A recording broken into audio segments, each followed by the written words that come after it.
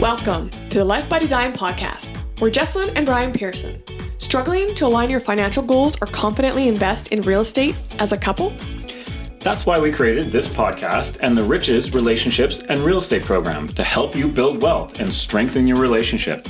Visit weekendwealth.ca to take our quiz and discover your real estate investor type. Let's create the life you deserve together.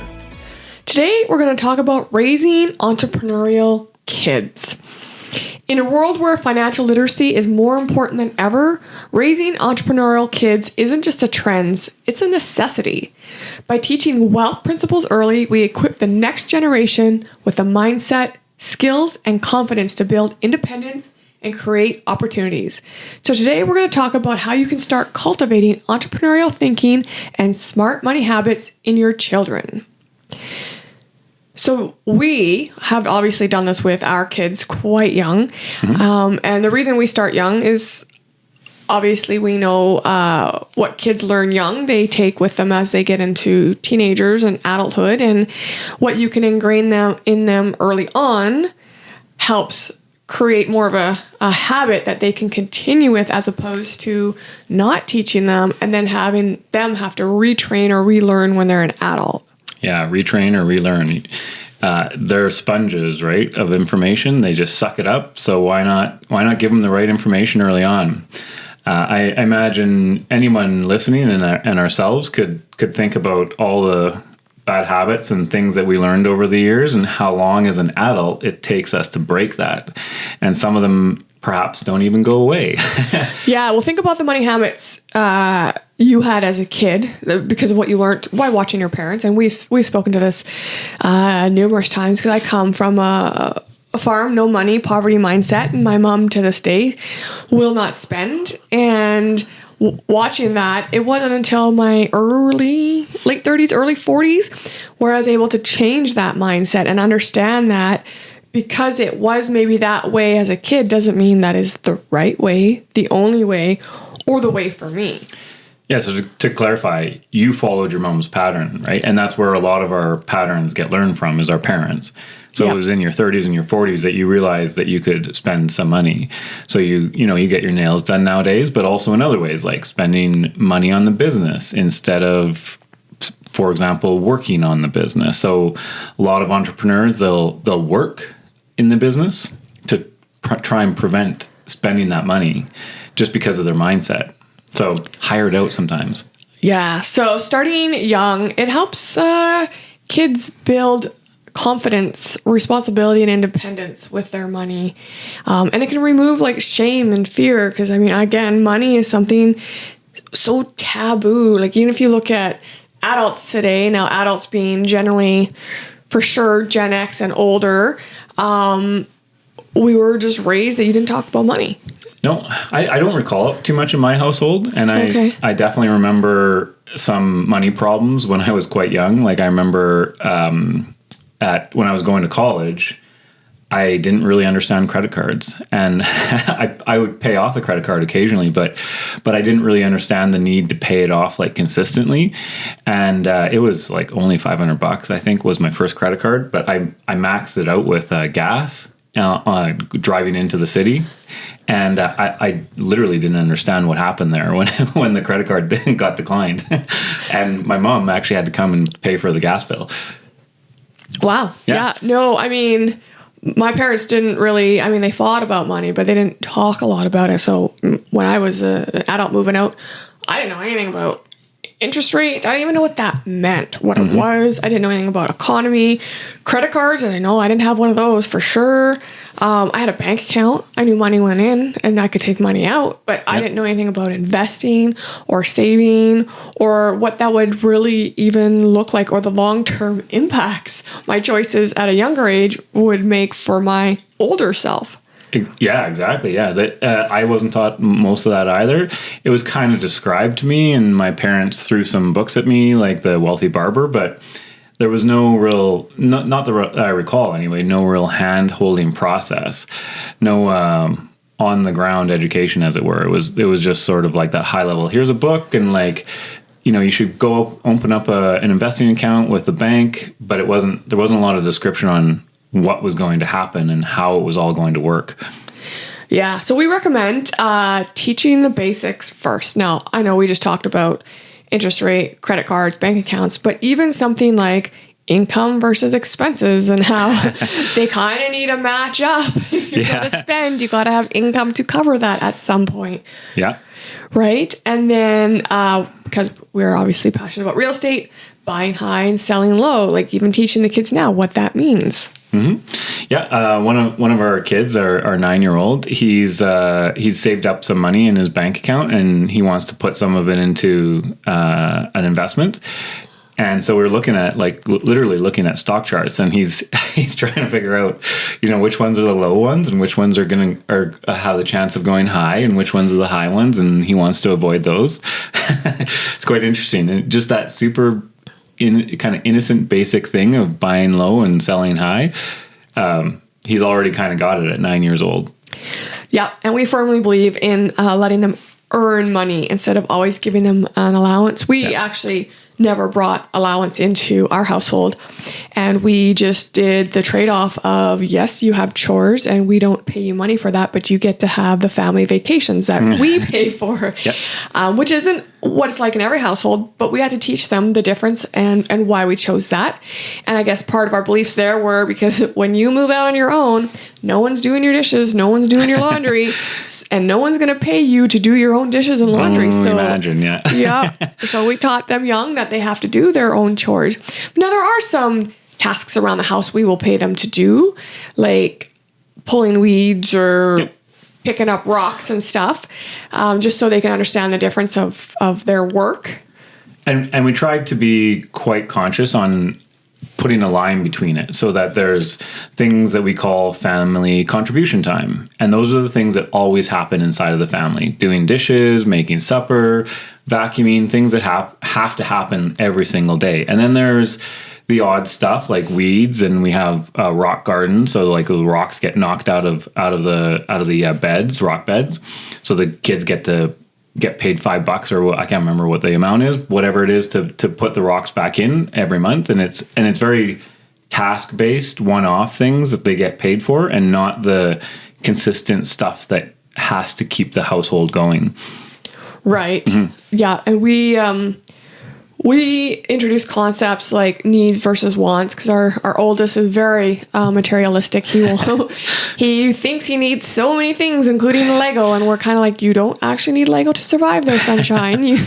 You want it, and so that's a good lesson to teach them the difference between what they need and they want. And delayed gratification.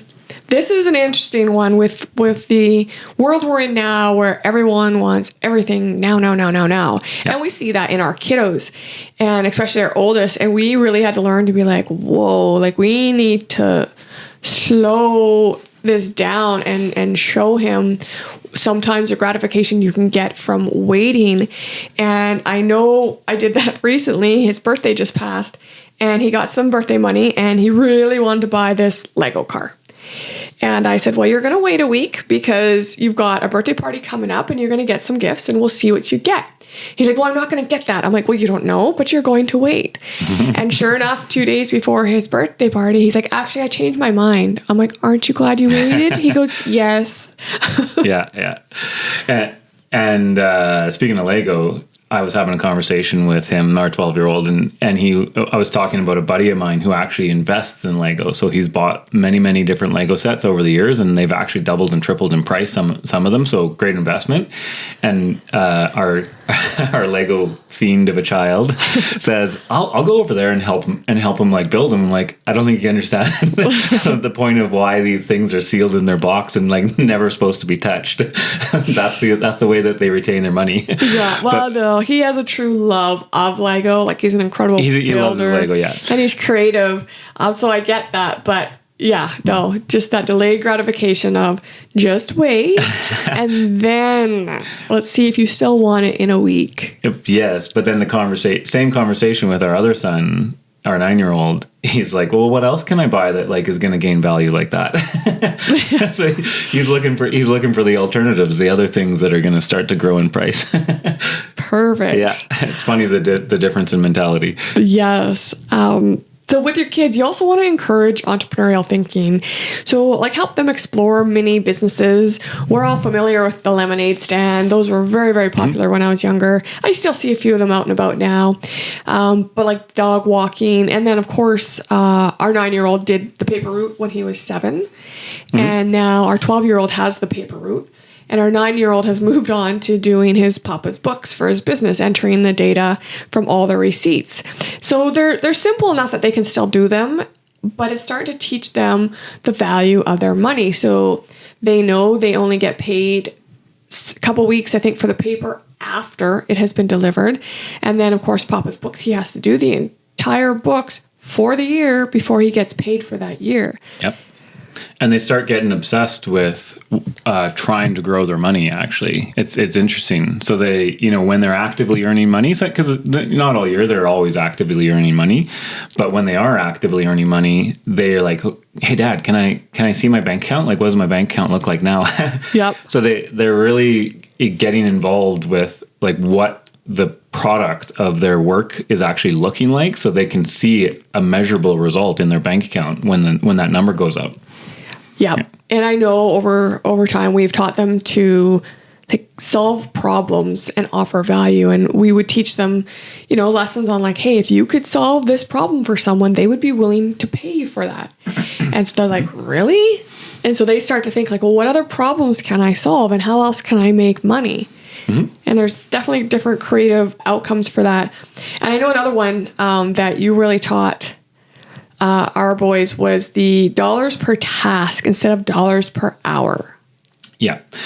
Most everybody in the world works on a dollar per hour basis, but the truly wealthy people find ways where their hour isn't capped to that dollar. So, imagine if you're going to make a lot of income, the only way to do it if it's based on your hour is to increase your hour. Well, how high can that go, right? Eventually you're going to get into the hundreds to the thousands, and you're still going to maybe want a little bit more for your wealth. And that's not going to be possible because it's just per hour. So if you can find a way to do it by the task so that you can make that task more efficient and fit more tasks in, maybe outsource those tasks to other people, things like that, then there's some true growth potential in there. And also, like, for example, the paper route. If Jackson wants to be slow at it, that's fine. He just starts to dig into his playtime now.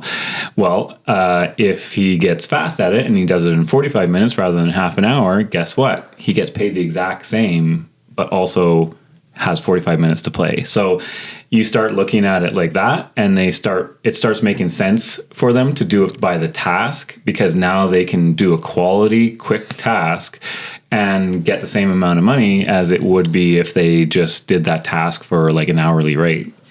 Yeah. And we do the same with our youngest. He gets paid a set amount to do Papa's books, regardless of whether he wants to do it in a week or a month or longer. He's going to get the same amount. And so we leave it up to him to be how fast he wants to enter that data or how long he wants to take to do it. And then they can decide. The same with the rocks. It's like, okay, you have to pick up these rocks once a month. And if it takes you 5 minutes or an hour, you get paid the same amount. So you choose. So long as the quality is there, they can do that task as fast as they possibly want and get paid the same amount. So absolutely.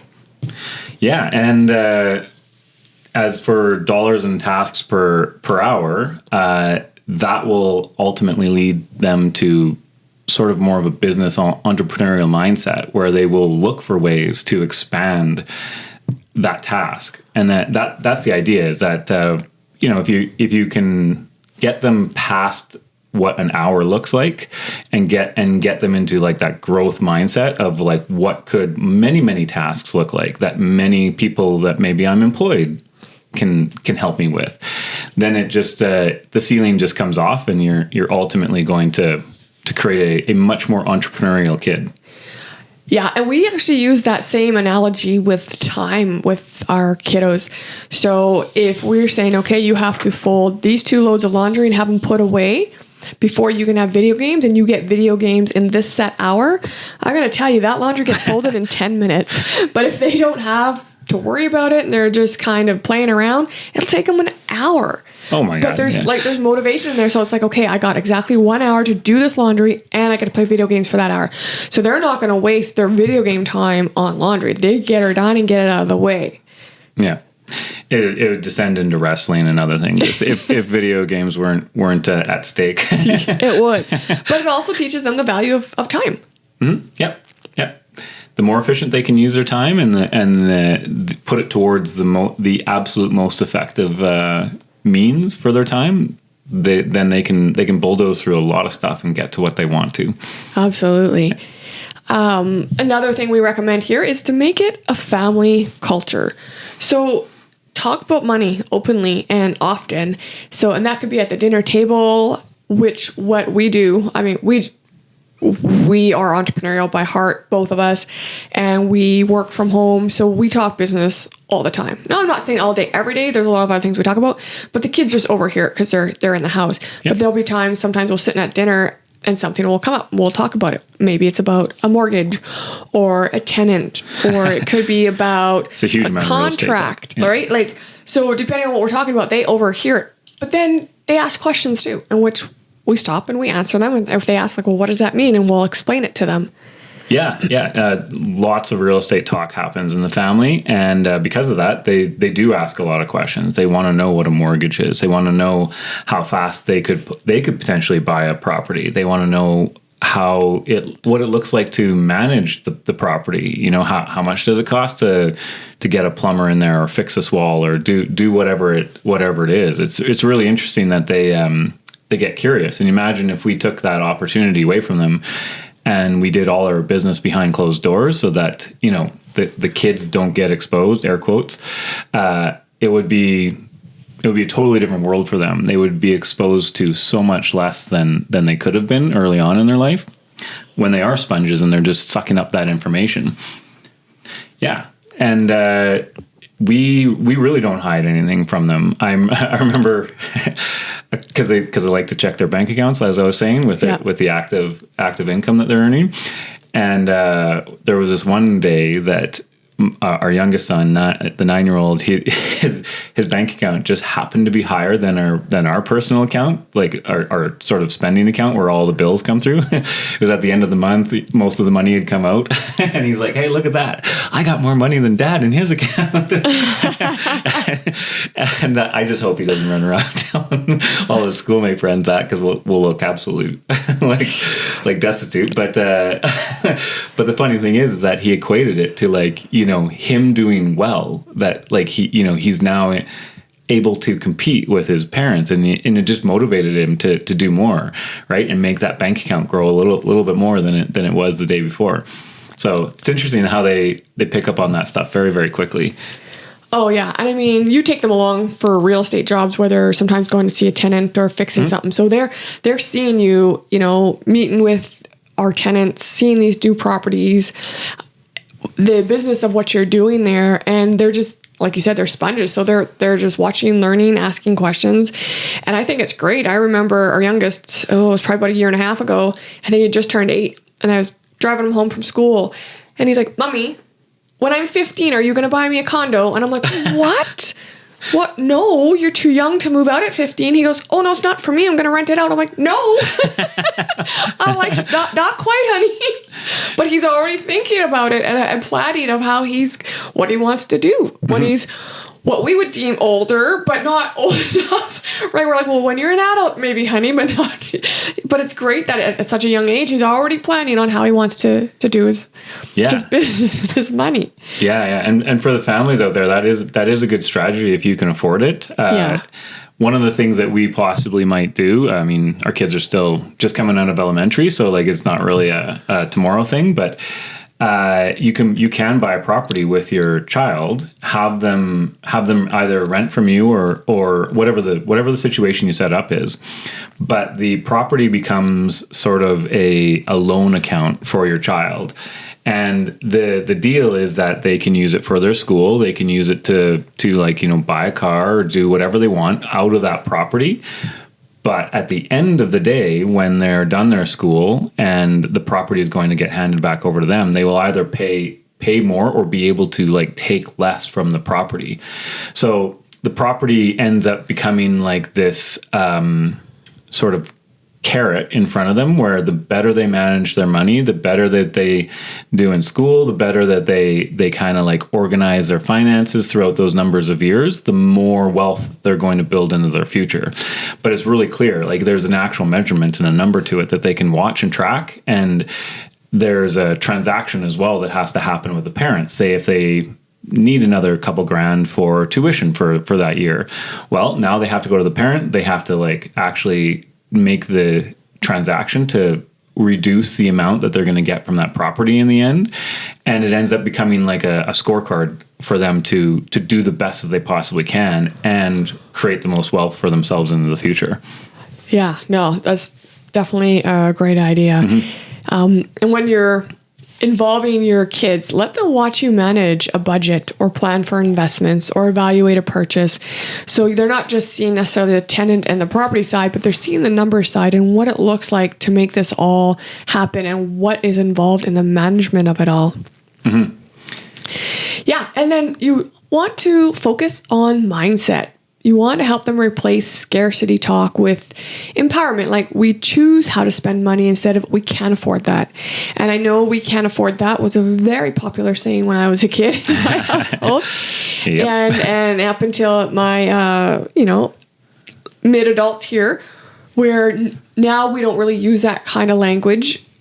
We don't actually use it at all. It's not, we don't say we can't afford anything specifically, but we now are conscious of choosing what we're buying and why we're buying it. And I do that with the kids sometimes when we're out shopping and for groceries or something, and Jack will be like, can we buy this? I'm like, yes, we can.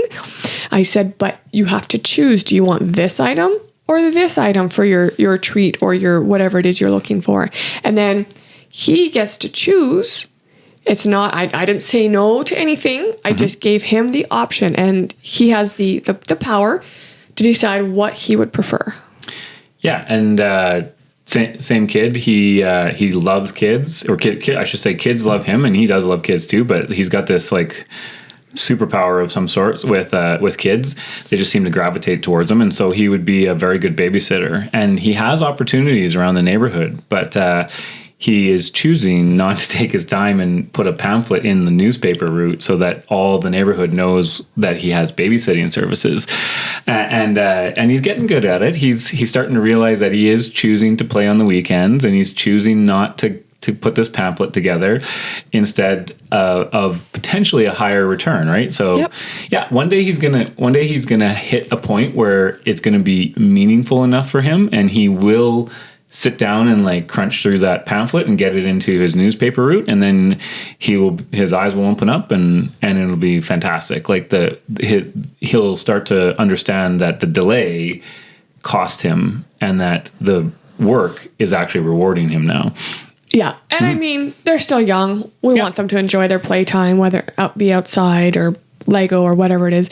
So we're not pushing it either. It's just making them conscious of the choices they're making. It's just a life lesson that he'll learn, and he'll learn it in a controlled and safe environment around that, right? He's not going to come into his 20s and like devastate his finances, because he'll have now learned it when he's 12 or when he's 14, whatever age early on. Yeah. And you want to teach your kids that it's okay to earn money, build wealth, and enjoy it. I find a lot of times we get stuck in one of those kind of pillars. We earn it, but we don't enjoy it because we feel like we got to always save.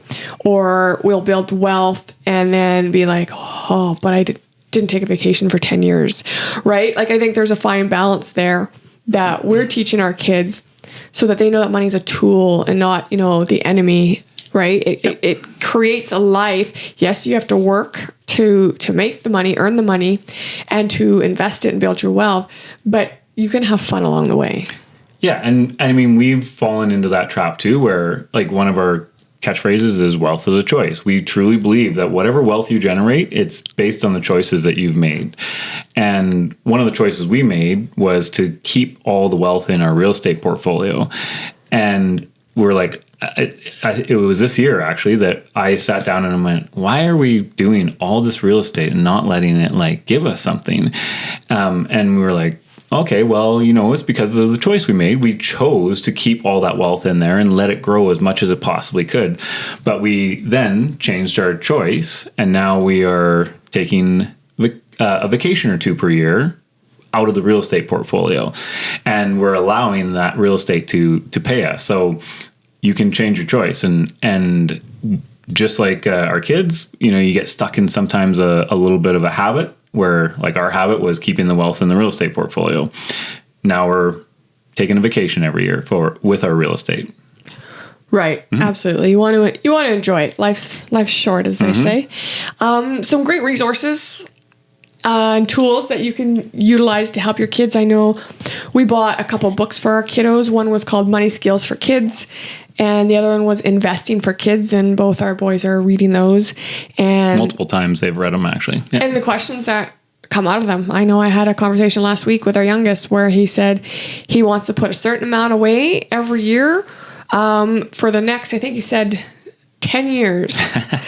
And then he was learning like what that would look like as it grows with interest. They made a simple graph in the book he was reading and showing the difference of if he started at age 15 versus at age 65, and then at age 40, they had the 3 different examples there, and how much more he would have if he started at 15 than the lady or the individual who started at 65, who put in way more money at the time. Could never match with because compound interest in time. When it's on your side, it's time's your on friend. Your side. Yep. Mm-hmm. Yeah. So there's other books out there. Of course, you can research online. And remember, the kids are quite tactile. Like, they like to touch things, feel things. So they should write their goals down and feel and count their money. So it's a great idea. Like, when they want to go buy something in the store, is to give them, like, especially if it's for them, if they want their own little thing they want to buy, it's like, okay, you can buy it, but you got to use your money. So remember, if it costs you $20 for whatever item you want, remember how much work you have to do in a week to make that $20. And then they usually really think hard about, oh wait, that took me 2 hours. Yeah. And I'm going to get that out of it. Yeah. But then they'll let them also transact. So they get used to like giving money, realizing, oh wait, that's not the actual cost because you didn't add tax on that. Mm-hmm. And then the change they get back. So they just kind of start to get that understanding of the concept of the exchange of money. Yeah. And tap is so easy nowadays. Yes. It's much better for a kid to be tactile about it so that they don't think that it's as easy as just tapping your credit card and you think that that's how money is spent. It's very, very slippery slope if they don't feel what it's like to spend money. Yeah, and see their bank account, because they could tap even if they had a card, but it still comes out of the account and they're not seeing it.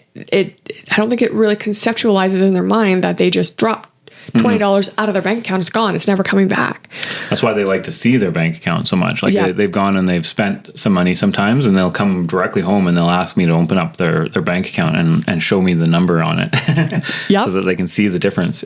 That's perfect. Mm-hmm. All right. We're going to talk about the most important takeaways from what we discussed today. And I'd say mine is just starting that conversation young and involve them early. Mm-hmm. Mine would be just don't hide anything.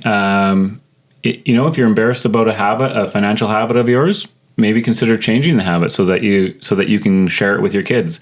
The good habit that you're looking to share. So just don't hide anything. Open up your books and open up your head towards your kid and make sure that they understand what's going on in your financial world. Thanks so much for tuning in. Listen for more real estate investing stories in the next episode of the Life by Design podcast. Before you go, don't forget to visit weekendwealth.ca to take our quiz to discover what type of real estate investor you are. We release new episodes every 2 weeks, so be sure to hit that subscribe button on your favorite podcast app. Thank you for joining us on this journey to create your life by design. Thanks again for listening. It's been a pleasure being with you today.